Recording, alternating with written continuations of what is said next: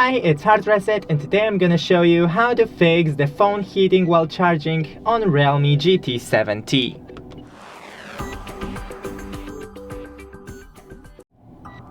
First, remember that it's completely normal for device to heat while it's charging, especially while you use the fast charging.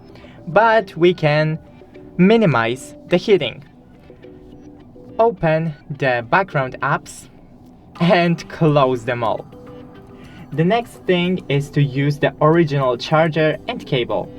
And avoid using the phone while you're charging. Just phone off on a nightstand and let it charge.